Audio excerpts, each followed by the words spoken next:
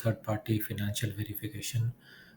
Why we are going to talk about it? Because recently we had seen a lot of cases where companies who are trying to apply for third party verification for their clients or partners, they kept failing. This is because of the reason that Google had not specified it properly. So there are a lot of confusion when it comes to the end customer company name, then who would be the authorized representative, where which representative to use where, and all those things.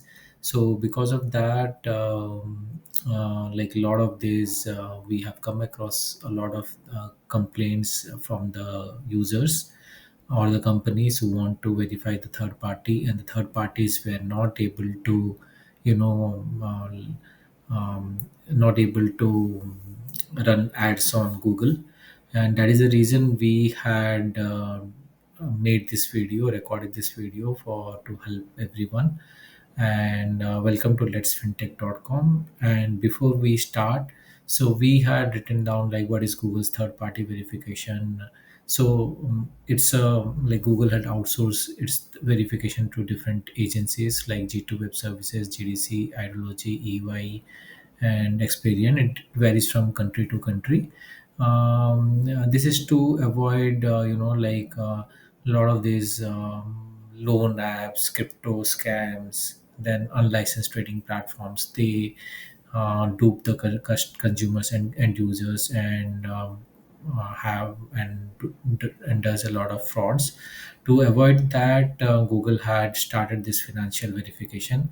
So if you are a first party, you won't face much issues because you would have a government license to run with your organization, and with that you would be able to get your Google verification done, the first party verification. But the issue is for the third party who uses someone else services level to run their ads. Like they won't be having their license, so they would be depending, or they would be partnering with a company who would be having the license issued by the regulators of that particular country. For example, in India, we RBI issues a lot of these certificates. SEBI issues a lot of certificates. So on and so forth. So this video in this video we had applied for Google third party financial verification for our clients. So most of the first party clients were not able to do it for their third party. So when we started it, multiple times we had also faced problems. So you would be seeing over here like how we also got stuck, and our like the verification what we had started had failed.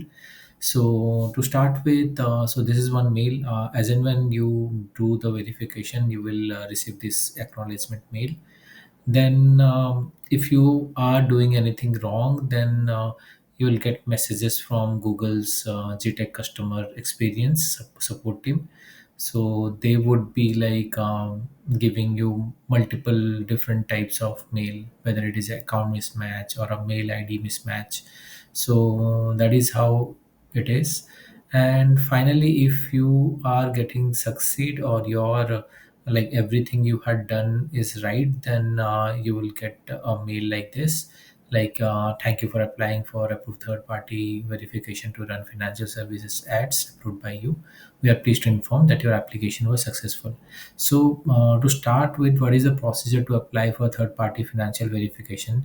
So we had made it very clear. So like we had divided it as the first party or the parent company, and the third party or the child company. So there are multiple parameters which you like, these are the data which you might need before filling up the form. So Google Ads account of both first party, third party, then registered name like XYZ private limited, whether it is a first party company or a third party company. So we had segregated it very clearly. So private limited first party, private limited third party. then company address of the first party, then company address of third party, phone number, email ID, authorized representative of the first party and the third party. Then links would be a domain of the first party is enough, but when it comes to the third party, all their domain names, whether it is whether they have multiple websites, all those domains need to be whitelisted or validated or to be given, so that Google won't block you if you are doing it from a new ID. Similarly, your App Store, Play Store, and YouTube links, App Store link of your, if you have an app, then App Store link of your app, Play Store link of your app, then if you have a channel, then YouTube channel. So all these things need to be put in, like you should have it in the beginning. And before that, most companies, they do an agreement with a third party in a 500 rupees stamp paper, stating like these are the specific services which you should use in order to avoid any kind of misuse of the ads. Okay, so now coming to before applying, so this is the form which you have to fill up to apply for third party verification. Before coming there, so yeah, these are the basic things which you need to have with you. So we had also filled all those things over here and properly mentioned like what goes where, so that it would be easier for you guys to to add your details and get it verified. So, and we are doing it after verifying successfully verifying for three of our partners or the clients. So this is how it goes. Yeah, this is the Google Ads Financial Services verification form. So the contact name would be the authorized representative of the first party. And another important thing which you should note is you should also when it comes to the email ID. Okay, so this email ID of the first party or the third party would be the email ID of the ad account. Okay, let's say for example, in this case, this is the ad account. Okay, and this is the ad account ID, and this is the mail ID associated with this ad account. So for example, letsfintech at the gmail.com. So that is the admin ID for this Google Ads account with this number. So if so let's say if you are in a company and you have your ad account is with one mail ID, and let's say you have an authorized representative whose email ID would be different. But in that case, if you keep the email ID of the authorized representative, then your ads, and then again you will face a lot of errors, which we had also faced. So you need to remember that the mail ID which you are giving for the first party and the third party would be are the admin mail IDs of this particular whatever the ad account is. For example, in our case, it is Let's Fintech. So our admin mail ID is letsfintech @gmail.com. So this is the most important thing which you need to remember. Yeah. Now coming to the further steps of the Google Ads financial service verification form. Contact name, it is the authorized representative who would be the from the first party who is going to validate their name. You can put it. Then the company on the first party company's name, a proper private limited name. Then the mobile number of the first party.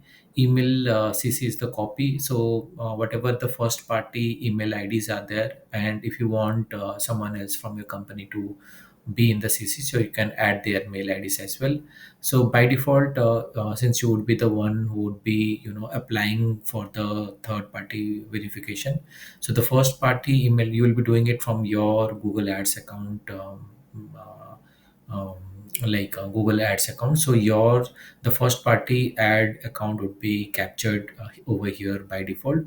Otherwise, so for example, here we have this 72335721119. So by default, this came over here since I'm applying from the same tab.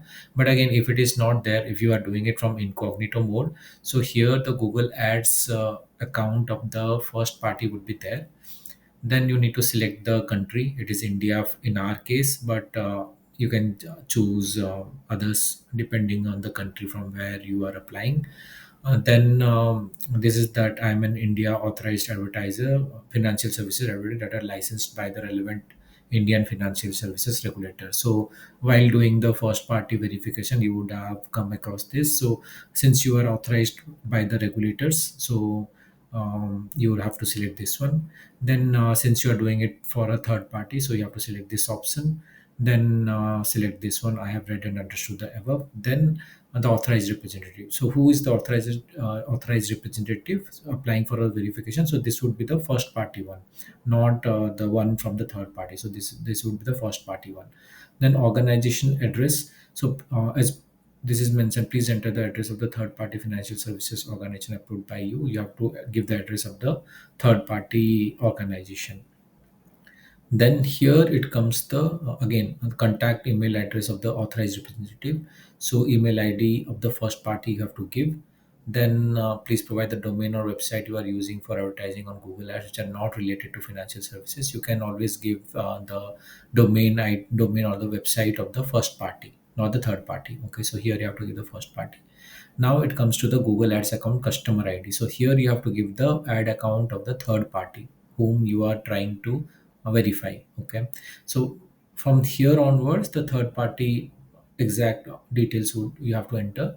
So the organization name. So here again you have to enter the private limited company name of the third party organization which you want to validate. Now the contact email address. So again, this is the email address of the third party authorized representative, or the Google Ads admin mail ID. So in our case, it was Let's Fintech, but let's say this company third party is XYZ, so they would have a Google Ads account. So whichever ad ID or the email ID they had used as an admin in the Google Ads account, the same one you have to give it over here. Any other ID would won't be, it would create confusion and it won't be accepted. So there would be an error message. The team would reach out to you and you won't be validated. Again, you have to restart with the verification. Now here, this is the most important part. So what happens is the most of the third party companies, when the parent company or the first party asks them for the domain or details, so they only share the domain name. Then afterwards, if they want to like promote their Play Store app or the App Store app or their YouTube channel, then again they have to go for the re-verification. So it should be kept in mind that you should give all the details in the first instance. So for example, your company have two domains, so you can give domain 1, domain 2, or if you are multiple, then you can give all the domain names which you want to promote. Then the Play Store link of your app, then the App Store link of your app, then the YouTube channel of your app. Not the app, your YouTube channel of the company from through which you want to promote. So all these things you need to add over here of the third party. Then you need to put on the warranty, and the summary of the issues would be like we register name of the first party company, authorized third party, whatever XYZ private limited, with Google Ads account of that third party which you have to write to run Google Ads. Please approve the third party verification. We have shared all the relevant details. So this is the summary of the issue, and after that you can submit it. Once you click on the submit button, then what happens? Then you will get a acknowledgement mail stating, okay, your first party like the acknowledgement you will get. I'll show that to you. Yeah, this is the acknowledgement mail.